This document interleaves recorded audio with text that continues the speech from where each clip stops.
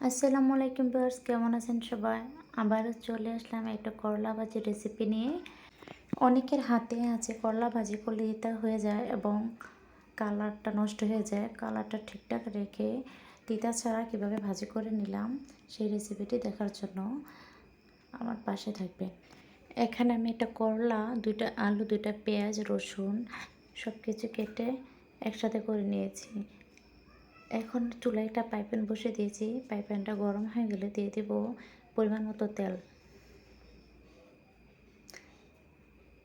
তেলটা যখন গরমে আসবে সবগুলো উপকরণ আমি দিয়ে দেব।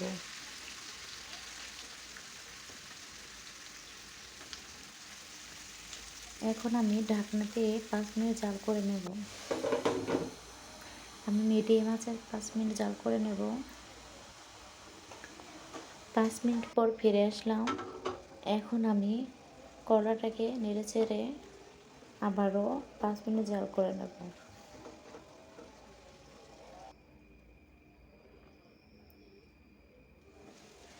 আবারও চলে আসলাম 5 মিনিট পর। দিয়ে দিলাম স্বাদ মতো লবণ আর দিয়ে দেবো সামান্য একটু হলুদের গুঁড়ো যাতে কালারটা সুন্দর আসে। দিয়ে দেবো 6টা কাঁচামরিচ। আমি সব কিছু ভালো করে মিক্স করে নেব। আপনারা ভাববেন না যে বেশি নাড়াচাড়া করতেছি বলে কড়াটা তিতে হয়ে যাবে। তিতা হবে না।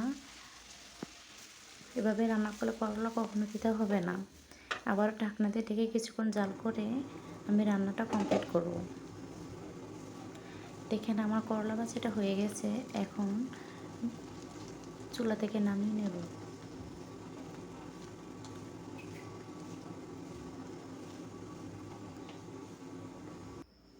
দেখেন করলার কালারটা কত সুন্দর এসেছে। আপনারা যদি বাসায় এভাবে ট্রাই করেন ইনশাল্লাহ করলা তিতা হবে না, কালারটা ঠিকঠাক থাকবে।